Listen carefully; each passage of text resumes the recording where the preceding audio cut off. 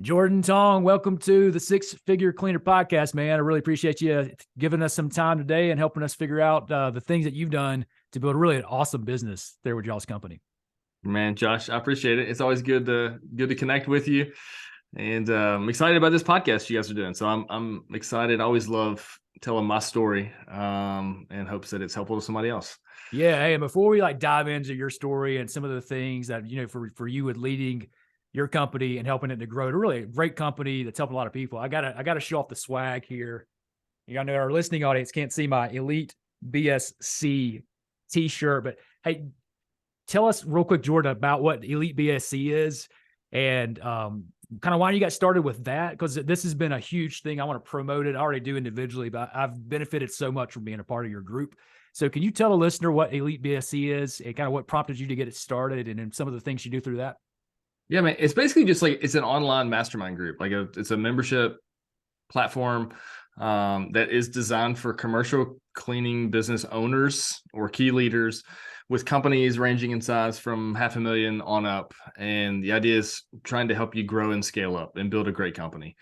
Our industry is so underserved, like in educational resources, and we're just sort of like low man on the totem pole all the time, including in that. And as I was tinkering around in some stuff outside of the janitorial industry and was a part of some other mastermind groups, and I was like, why is no one doing this in our industry?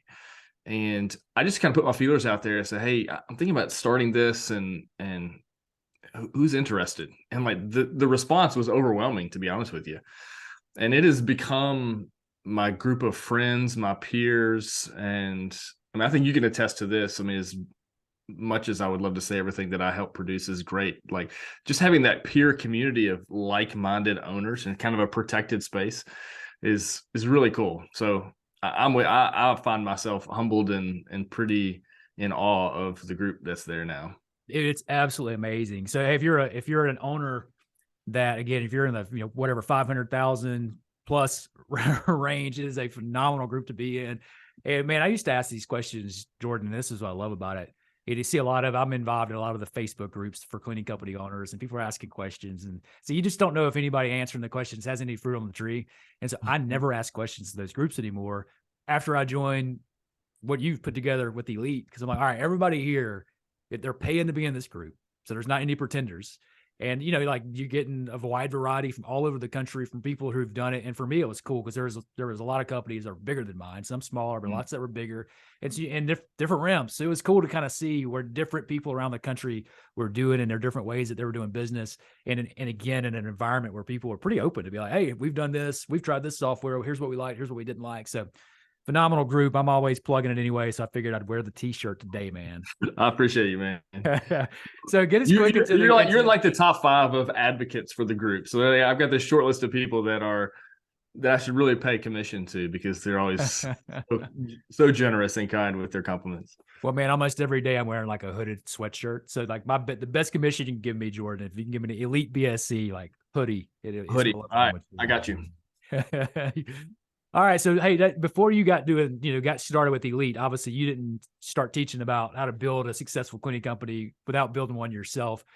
Tell us the story real quick in regards to how you got started in the commercial cleaning space and a little bit about your company.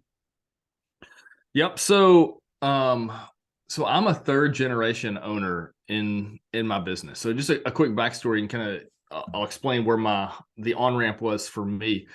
The company was founded in 1985, so we are, I guess, pushing 40 years old. My grandparents started it. My parents took over like in the late 90s, mid to late 90s, and I didn't join the business until 2007. So from the start of the company until 2007, we grew from 0 to about 1.5 million in revenue. And so that's where the company was when I came on board. I was freshly out of college. I had a degree in engineering and was working in construction and development. And Dad said, "Hey, you want to join the cleaning business?" And I was like, "Yeah, sure, why not?" And so moved back to a small town and got involved from there. And really the job that was given to me is my dad was like, "Hey, I want you to help us take the company to the next level. Like your mom and I have kind of gotten it where we feel like we can get to, and but they were still young, like early 50s. Like, we don't want to retire, anything of that sort. Like, but we want to get you involved. And so that was sort of like the start of getting into it. I had entrepreneurial aspirations, but no experience, no skill yet at that Had you point. ever worked in the business before, like growing up or anything? Had you done anything in it? Yeah, I would say, like, yeah, like a lot of us that grew up in with a family business around, you did participate in it. So my parents both worked in it, so I got to see them do different things. But usually that meant my dad sending me out with a floor crew on the weekend to strip and wax floors, or some other job that I absolutely hated and was mortified by when I was 17 years old.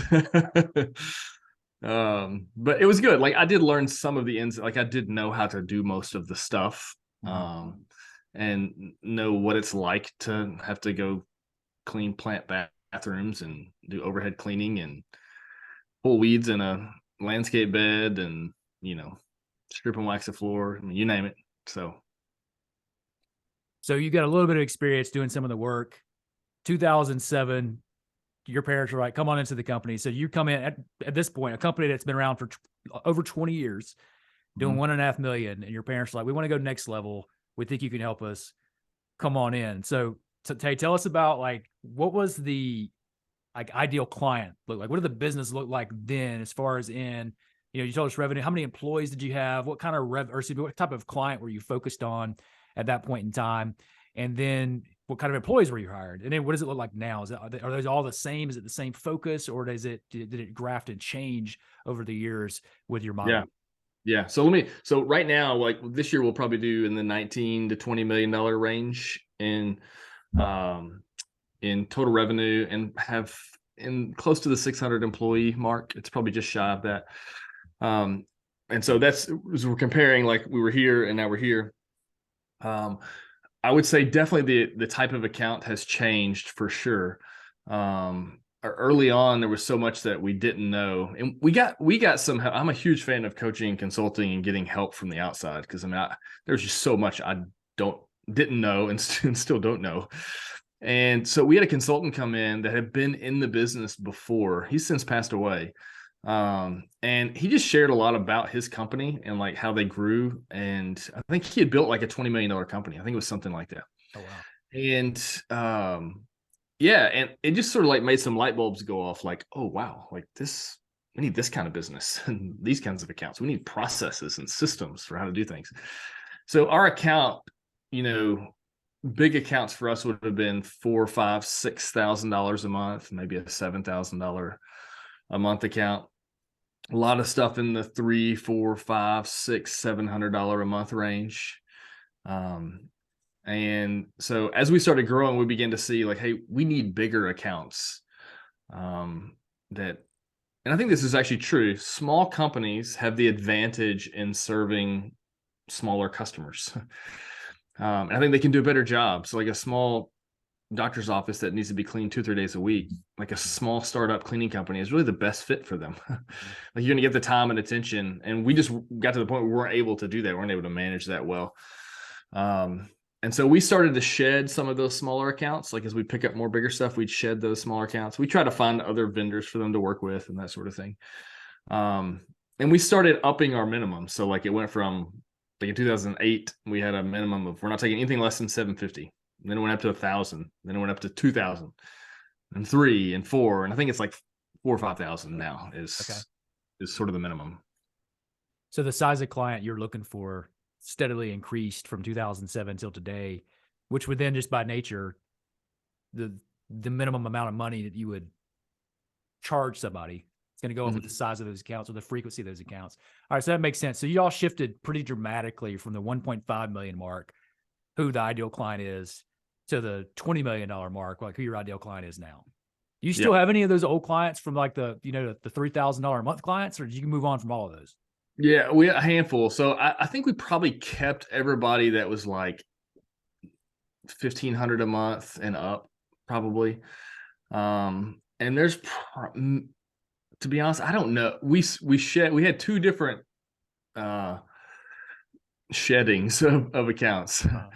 And I remember Brian, our company president at the time, who was going through that at the time was like, "Hey, I just want to make sure you're okay with this. Like you own the business. I'm about to About to fire tell some clients, about about to reduce 10, some 15 of revenue. our customers that we're not going to service them anymore.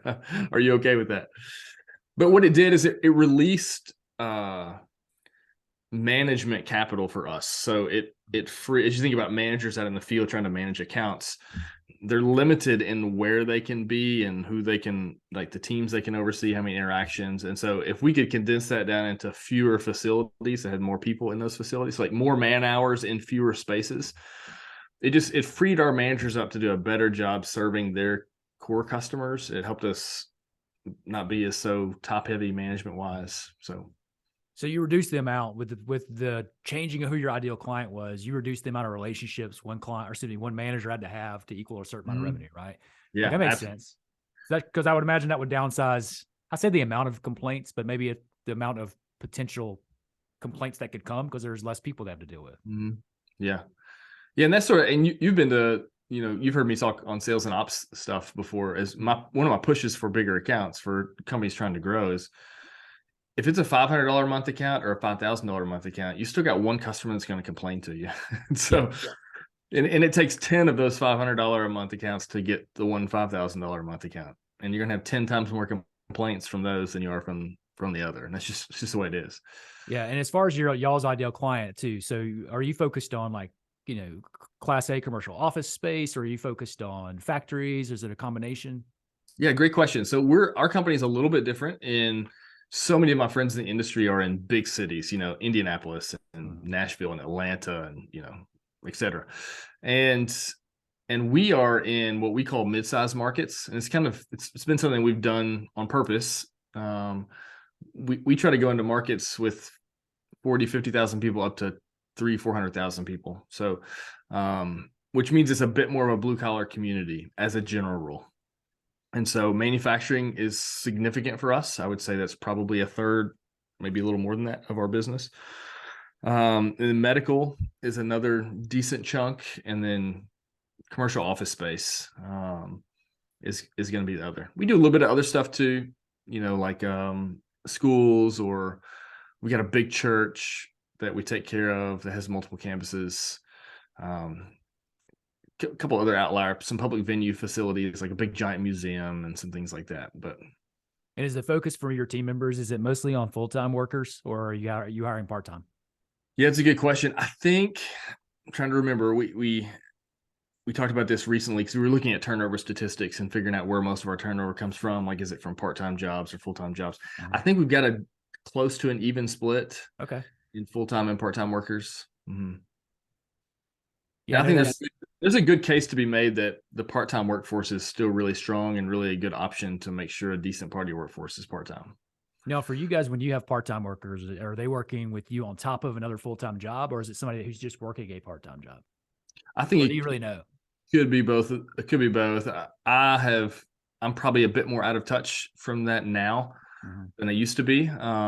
But in the past, both of those things, one of the challenges of HR and recruiting is you want to try to match this job with what's going on in their life. So yeah, it could be that this is their only gig, but they just want something to keep them busy. Maybe they're retired. It could be a school teacher that wants extra money to pay off some debt and wants extra work at night. So you're just trying to fit the job to the person. I love that, man. That's one thing that I talk about a lot to people on our team or people that I coach outside, there are other companies in the industry, is that piece of it. Is like, hey, really what we're doing, it comes down to it, is we're like cleaning staffing agencies. Like there's a cleaning issue that some clients got, right? And we're just saying, hey, we think we can find people better than you could find people. So like, let us do it.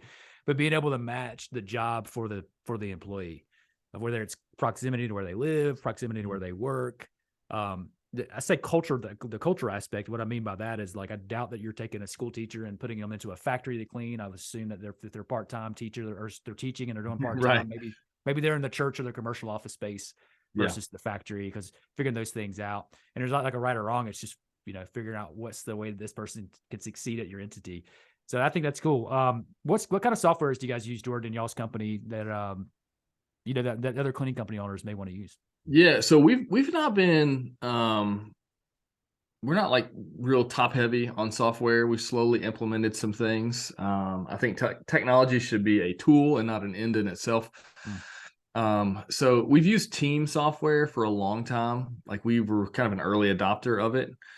And it's their aim is after, you got to really be $1.5 million, $2 million a year before they really become a viable option for you. Before it's worth the money and before they want to fool with you. And so they've been a pretty good fit for us. And it's our accounting backbone and HR backbone and operations backbones, like work tickets and that sort of thing. They've got some other functions like CRM stuff and some other things, file storage and all that, but we use other platforms for that. So we use HubSpot for all of our sales and marketing stuff. We're currently using an applicant tracking system, and that we're paying for, and which I think is pretty critical. And we're working on building our own ATS right now.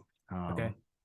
So that's kind of the bulk of it. I mean, we've got some like we use there's a credit card processing company like where you do reporting and expenses. I think it's called Concur.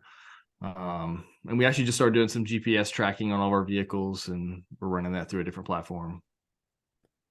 I was thinking about this the other day, man, because I'm like, I forget about softwares that we use, because you do end up, you can use so many of them as far as you start, this for this and this for this and this for this. And like, I just randomly thought of one the other day and I was like, oh, that's another software we use that I just totally forgot about. Like we use one, it's a free tool that we use. There's paid versions of it, but we use one called Trello.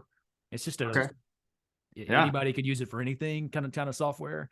And we use it for like one thing. It's like there's a checklist mechanism for us to be able to say like, oh yeah, we did this, and easily manipulate all of the forms and stuff. But I was like, oh, I forgot that we use that. We use it every freaking day. And I'm like, listing, for us, it's we use Microsoft Office, we use Microsoft Teams, we use SharePoint, we use Zoom. That was another one I forgot. I was like, I got a Zoom subscription. I pay every month. We use Canva a lot to design internal documents. I mean, again, if we start scratching our heads, we could probably come up with 20 or 30 things that we are using. Yeah. It's crazy. So hey, let's roll into this, man, because I know your story is a little different with you not starting the company. Most of the people that are coming on the podcast are people that, they were doing this as a side gig or something when they got rolled out with it. But you joined a company that your family had owned for 20 something years when you actually got started in like a full-time role. And I know what I hit you at, before the interview was like, man, I know that you in the elite BSC group, when I went to the operations workshop, which by the way, I was like, what in the heck? Where is and what is Owensboro, Kentucky? And then I went and I was like, this place is awesome. What a beautiful small town. So people need to go to your workshops when you have them. But you talked about in the workshop, which this is one of the things I love about being in your group, is you guys are open about what's going on with France. Like you're like, hey, here's our financials for the month. Like, here's what we've done.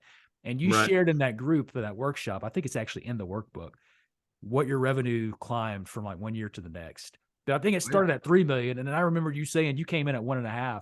So can you walk us through your startup story when it comes to you getting engaged with the company on a full-time level? And what did that look like to go from the 1.5 to start making some changes to get into, like how long did it take you to get from 1.5 to 3 and 5 and things like that? Yeah, good question. So one of the advantages that I had that if you start up the company yourself, you don't have, is that I didn't have all the baggage that comes with, this is my baby that I built. So, and my parents did, but I come in with just a fresh set of eyes of like, hey, how are we going to take this thing to the next level? And so I'm not married to anything already there, which was really helpful to me. And as I've consulted with people over the years, it's a big struggle. Like, this is my baby. I have a hard time letting go of things. I didn't have that struggle because it wasn't my baby at all. So in terms of growth, we were stuck in a small town that we were of maybe like 80, 90,000 people. And we had overly saturated our market here. And so we had to grow geographically in order to grow in revenue. And so my early job was to try to grow the business. So sales ended up being what I did. And then I had to be the manager of the accounts that I sold for a time until we were able to build something up. So I would say In that first, and we had somebody in sales a little bit when I got there. They were only there for about a year, and I would say we grew maybe $500,000-$600,000 that first year, and we grew on average 750K a year. Okay. For And there was a couple years where it was a bit more than that, and maybe a couple where it was less than that. But for like 7 or 8 years in a row, that was the clip that we were growing at. Okay. Which was Uh, dramatic growth. Start at 1.5 and then grow. yeah, Like yeah, you're 30%, 30%, 30% for years, it sounds like. yeah. And that's a doable. Yeah, we never looked at it in those terms. We got to, we were like, okay, how much can we sell a year? And that number was just, in our market, was just realistic for us. We didn't know that. But we started to get it. So we've sort of started to set our expectations now moving forward that a salesperson should be able to land 750K to $1 million of business a year. We've not done that always. Don't get me wrong. There's there's a couple years where we've almost had like a big fat zero. Well, I found, man, and this maybe, obviously people have different challenges in the industry, but one of the things for me that I look at, I'm like, man, sales was never really the problem for us. We could always pick up accounts. It was just, can we scale around it? Like you said, like, hey, I sold it and I had to be like the relationship guy and operations guy for a while until we can build around it. That was been some of the challenges I've seen. I know we felt, but definitely with other companies I've seen as well. They're like, probably some of that not wanting to let go of stuff, or but it was that, can I staff it? Can I build the system to scale it to the next level? What do you think was the secret for you guys with that? Is it, you think maybe for you, it was just, again, coming in as an outsider, you got the family heritage of this is the way we've done it for a while. You're not emotionally connected to that. Was it some of that being able just to change some things? Like, how were you able to grow 500 2 years in a row when you're at, when you've been probably at a similar level of revenue? You weren't growing at that clip previous to that, it sounds like. No, right. That's a really good question. And that's, in many ways, that's kind of the $1 million question for contractors that are in the $500,000 to $2 million range and have been there for a long time. And it's the question I get a lot. Like, the inner frustration people have is like, yeah, I'm wanting to get somewhere and it's just not happening. And I've tried to think on that question because I have friends in the industry who have started up. I mean, I think you've interviewed John, and he's this way. Like, he started and then just like he's never slowed down. But that's kind of rare. Like, you don't see that a lot. And John and I have a lot of things in common too. And so here's the one thing I can put my finger on is that I had a sort of a grow at all costs mentality early on, for better or for worse, where my concern was not so much, can I do this really well? Like, am I going to be able to, like, I thought, this is sort of my entrepreneurial life story. I'm going to jump off the cliff and I'll build the plane on the way down. And so what we found over time is you sell an account and you just find a way to execute on it. Like, we have failed before, and I think you got to be okay with failing. But I've failed before in an account startup and things go wrong the first night and I get yelled at the next day. And like, I think you just had to have this persistence. Like, you go back to the customer, I'm really sorry. That's frustrating. I know we're going to work on that tonight. I'm here. I'm going to stick with it. Like, and you're sort of grinding away, like one customer at a time, leaning in. I mean, I remember this one customer that we picked up. It was a big job. It would be one of our biggest jobs. It was like $10,000, $11,000 a month. I way underbid it. Like, we made a little bit of money, but not too much. But it was like the worst possible setup. 2 people on first shift from like 6 to 2, 1 person on second shift, 2 people on third shift. And you had to have the 2 at first and third because one of them was a full-time floor scrubber driver. Well, my third shift stuff was a nightmare. There was constantly people not showing up for third shift. And so I'd be up late at night trying to get somebody to the building. And then at 6 a.m., the customer would call me, Jordan, nobody was here last night driving the scrubber. What are we going to do about that? And I'm like, oh my gosh, it was so stressful. But we just sort of kept, and we still have that customer today. And so I think it was having a growth mindset. Like, we're going to keep growing. And the more we grow, the more resources we can start dumping into managing. And we're just going to figure it out. Like, we're going to figure it out. Like, I can't satisfy everybody all the time perfectly. We're not going to have perfect systems. but the growth becomes the engine that makes other things in the company possible. Yeah. So we're not going to let the perfect be the enemy of the good. We're going to try to serve these customers well. And we're going to keep the foot on the gas pedal of growth. So did you know going into some of these as you've grown, you're like, hey, it's going to be rocky at first, and we're just going to live with that. It's going to be okay. We know we can navigate to the end of it. We're betting on ourselves. We're going to figure it out, but we're okay with some of them hiccups because it's the cost of growing at a decent rate.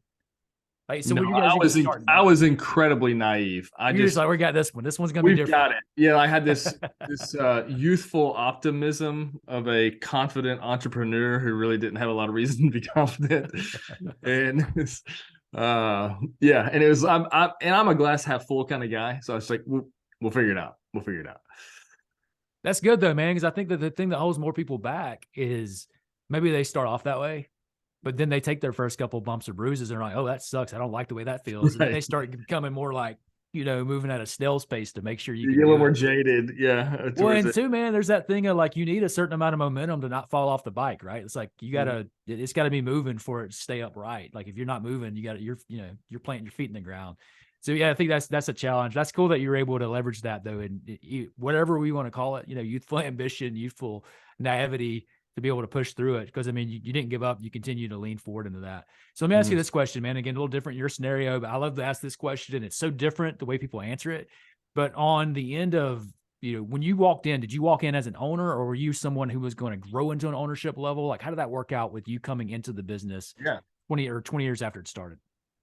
Yeah, so I was not an owner initially. My parents started gifting me some ownership. So I'm a 49% owner now. My parents still have controlling interest. My dad's not involved in the business. My mom is our controller here. And so I did not. So I got my 49% via sweat equity. And that happened just a little bit at a time over the years.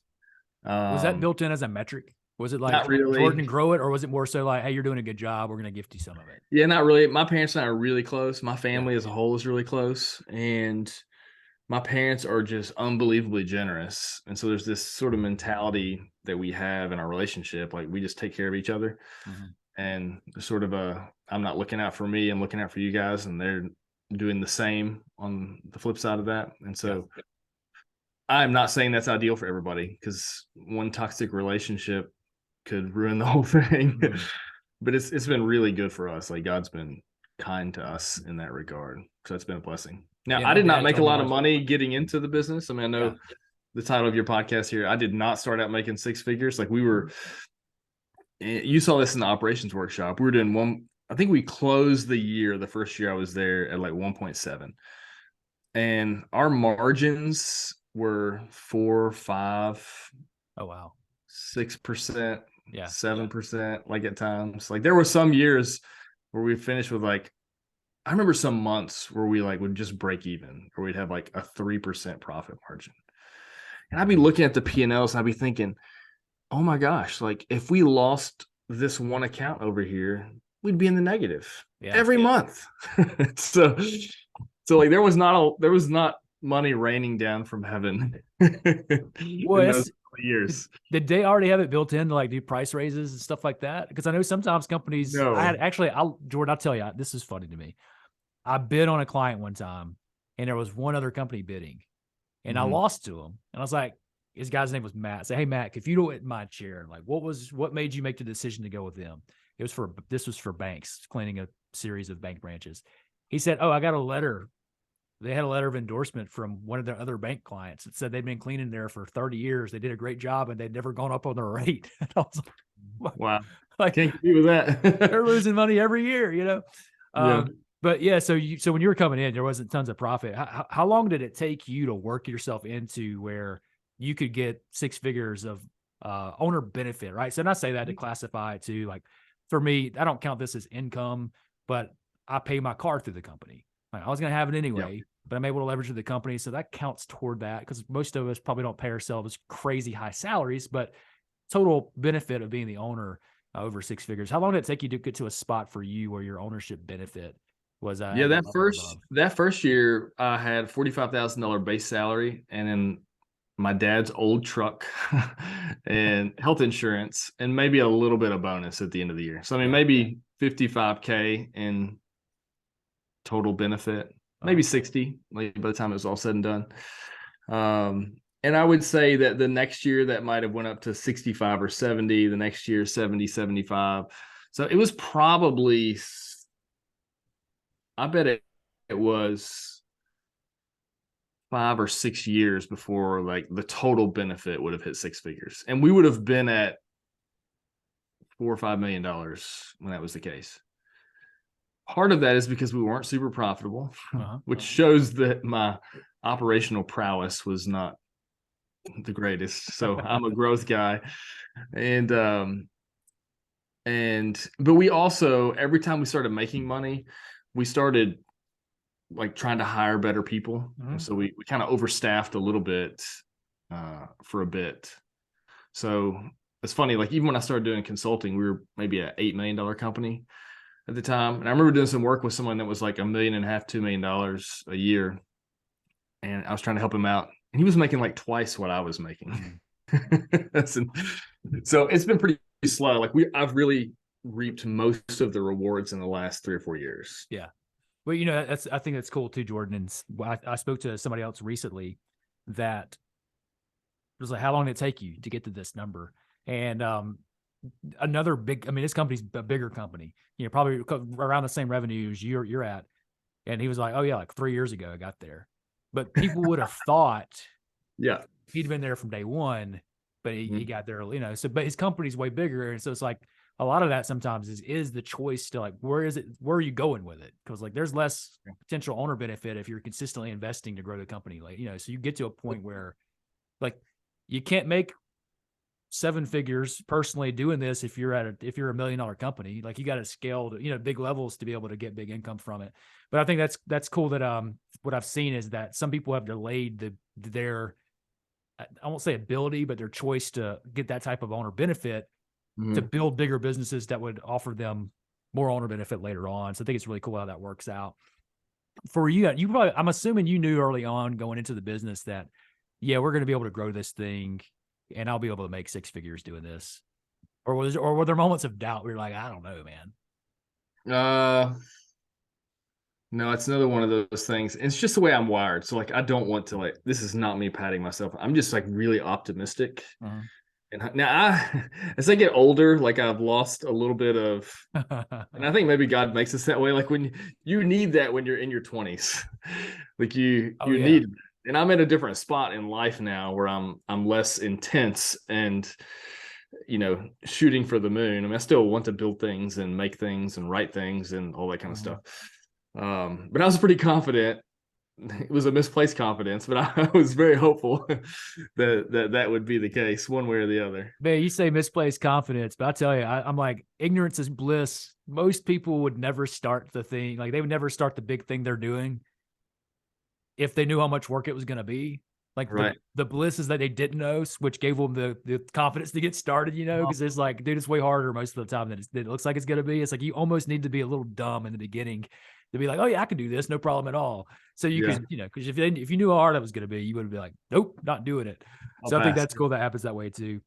All right, this is a favorite question of mine, man, because I think this is a good one for me, Jordan, because I have so many of the screw ups, but I like to ask the question: what are some of the mistakes you made along the way? You look back, you're like, oh man, that was stupid. And this doesn't necessarily also, Jordan, have to be you. Like sometimes they're just funny stories. I had a team member call me one time.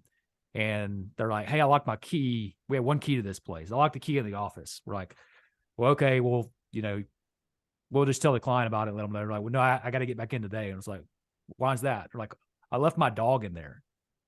I'm like, I didn't write in the manual not to take your dog to work with you, you know? So there's a dog locked in this dentist office. That wasn't mine, but it was a screw up. But now what are some of the mistakes that you guys have had along the way that you can just look back on and realize that maybe there's either glad we got through it or there's probably a better way to do that? Yeah, man, I would say one, and I've been pretty open about this one. This was a maturity issue for me, and we've had a couple other people here struggle with it too.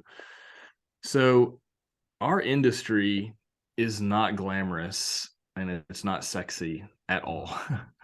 Like we, in the proverbial totem pole, I mean, we are at the bottom end of the totem pole next to trash work, Yep. trash waste management companies and Mhm. that sort of thing. And so like there is nothing glamorous about this. And also so often the team members that are working on our teams are people that are going through a lot of stuff in life. Like it's just the way it's just the reality of it, that Yeah. most of them are, there's a lot of crisis going on.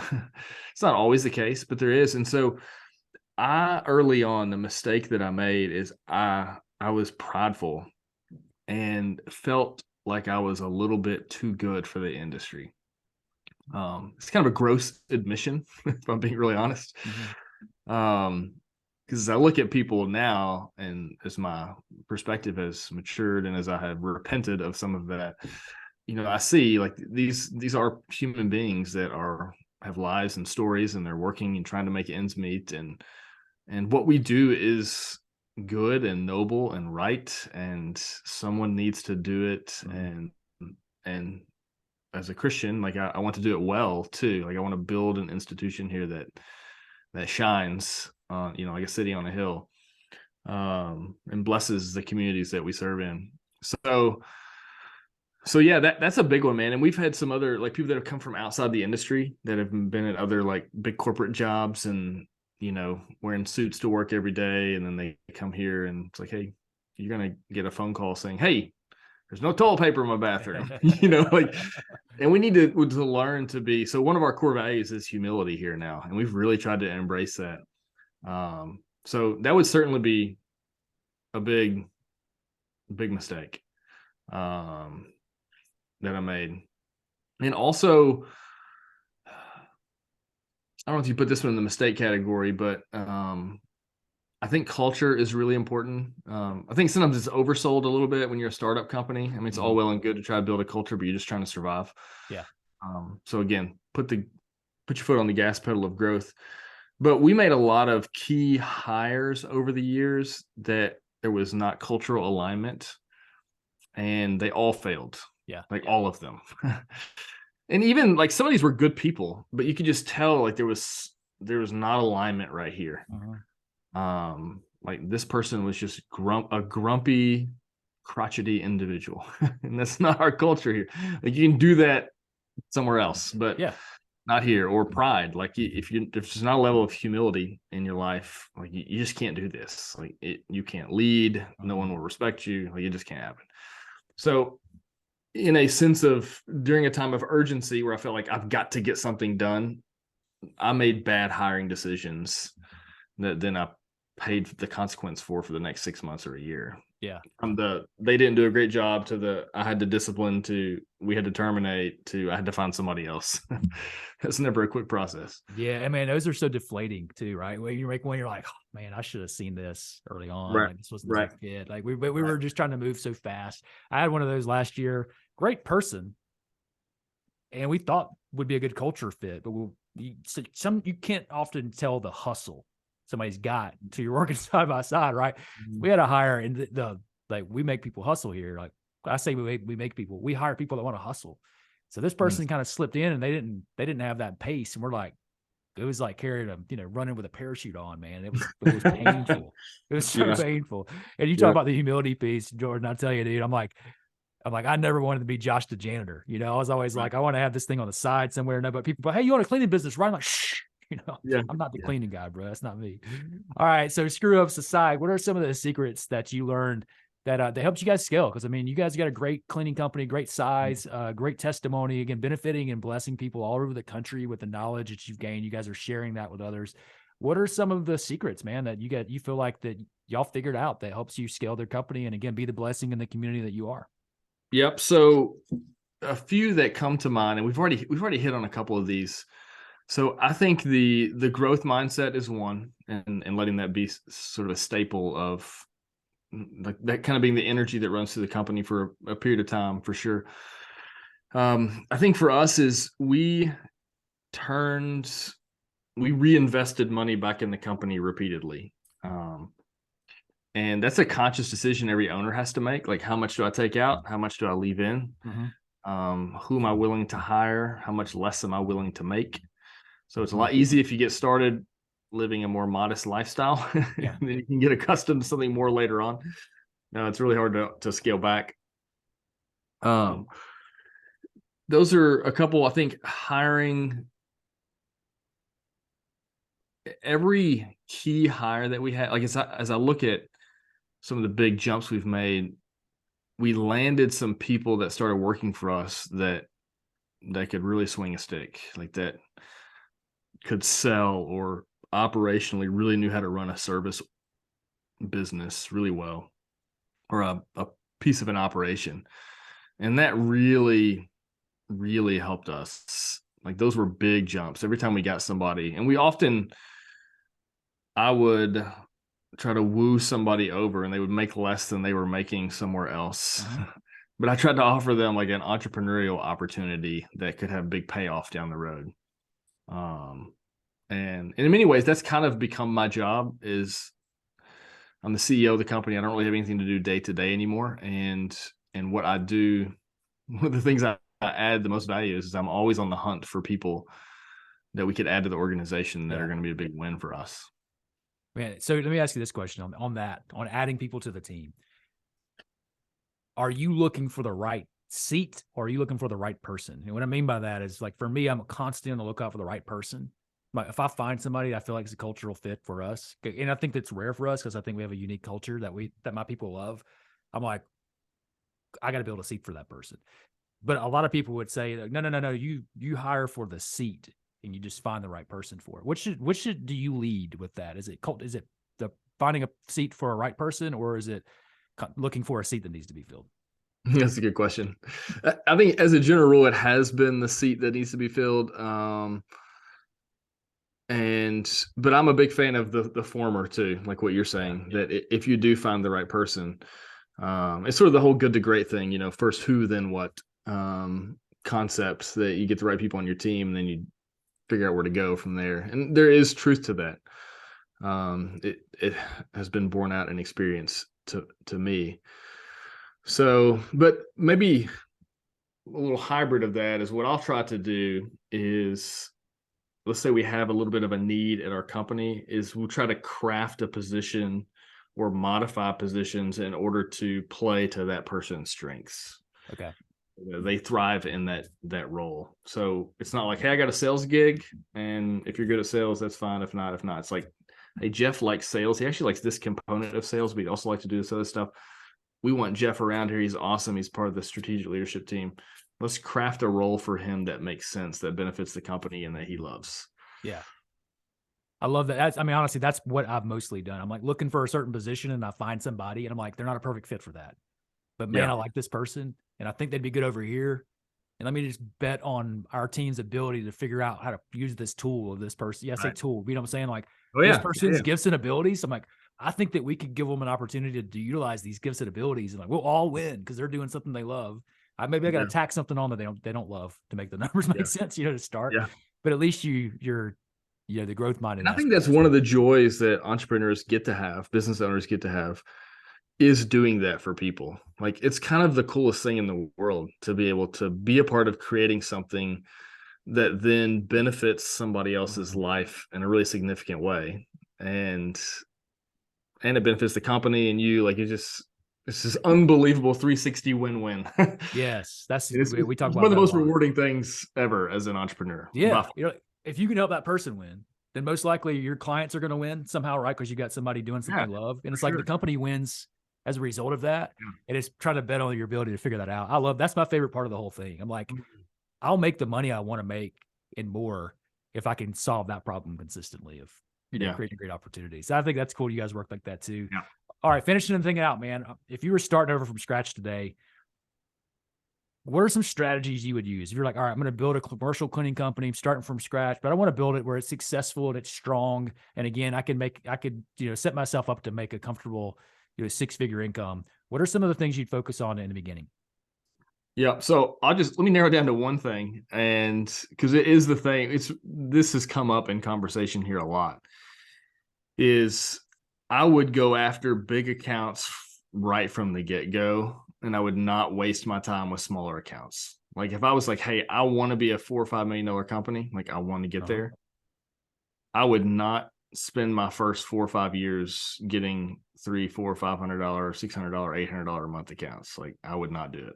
All right, define big accounts for us real quick. Yeah, so I would be aiming for $2,000, $3,000, $4,000 a month on up for everything right out of the gate, and would not relent on that. And I think if you put the numbers to paper, like it makes sense, like it really does. If your goal is to grow up, and again, there's a risk involved in this. Like there's a cash flow issue. You'd have to have some cash. So I mean, this is a perfect world scenario. My grandparents didn't have a dime to their name when they started the business and didn't know what the heck they were doing. And so they just had good work ethic. And so for them, like it wasn't even an option to think about picking up a $5,000 a month account. The bank probably wouldn't loan them the money to make the first month's payroll. Yeah. With an account like that. But if I had a little bit of cash sitting aside and I was starting out, that's what I would do. And we talked about John, built his company, and I mean, every time I talk to him, it's like, oh no, we're $2 million past where we were when I last talked to you. Yeah. He's going into year 8 next year, and he should be at 8 figures in year 8. Yeah, it's crazy. And he's done awesome. And I know a couple others like him that, man, they did not settle for small things, and they just went after the big stuff. I'm working with, so I do some marketing work too on the side. Like I do handle email marketing campaigns for clients and do prospect research and stuff. And I'm working with a company out of New York right now. And they started like 4 or 5 years ago, and they're at like $7-8 million. And it's all organic. Like they just went after big stuff, and they're like, go big or go home. That is so funny. And that's probably what I would do. It's not the wisest thing for everybody. Yeah. A lot of it's going to depend on your contacts and your situation.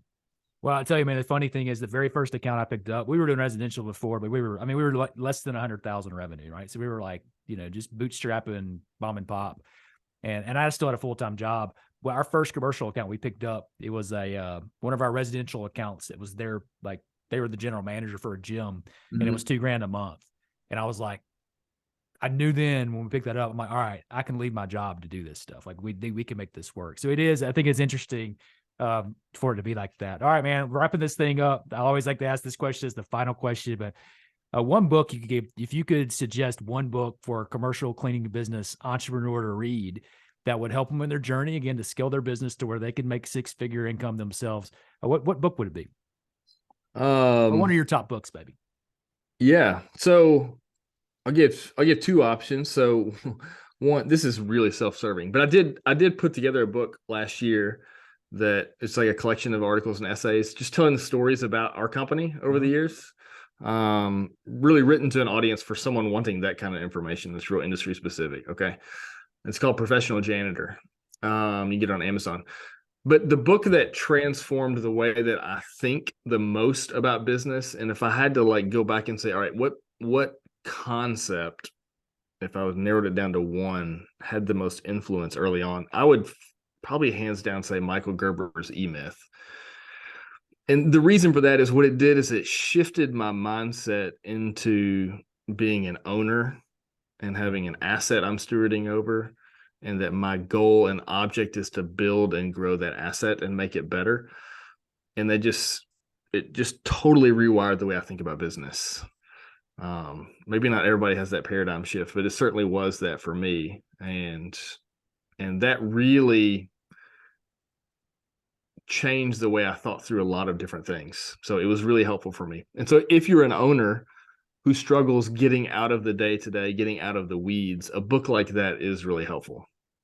But what I love about that suggestion, Jordan, you're not the first person to make it. Anybody, I mean, you're going to find people are going to reference that book, refer that book in any business setting, because it's just one of those everybody needs to read if they're an entrepreneur. But what I loved about it is like I listened to it. I have a physical copy, but man, I was cleaning, listening to Michael Gerber tell me the story of the parable that's in that book. So it's an easy one for cleaning company owners to consume, because you can listen to it on Audible. Great book. And I'm with you on that too. So For Jordan, man, I sure. appreciate you being a part of the podcast, brother. Like again, man, I'd never been to anything before that was related to commercial cleaning. And I Mm. joined Elite from John Disselkamp. John talked about it. He Oh, yeah. mentioned him and Okay. Ricky were in it together. And I was like, hey, what's this thing you're talking about? And I Yeah. remember sending you a message. And I was like, hey, man, I want to join your group. I was on vacation a couple years ago when I sent the message. But that was the first event I ever went to, one of your workshops. It was a game changer for me. It really was. But raised my belief so much, being around a bunch of other people Mhm. in the same industry and a lot of them who had done way better than me. So I appreciate you putting that stuff together. We'll link all that stuff too in the show notes so you guys can check out Elite. You can check out Jordan's book, which I've read, Professional Janitor. We'll link the myth as well. But Jordan Tong, I appreciate you being a part of the podcast, my man. Man, Josh, it's great talking to you.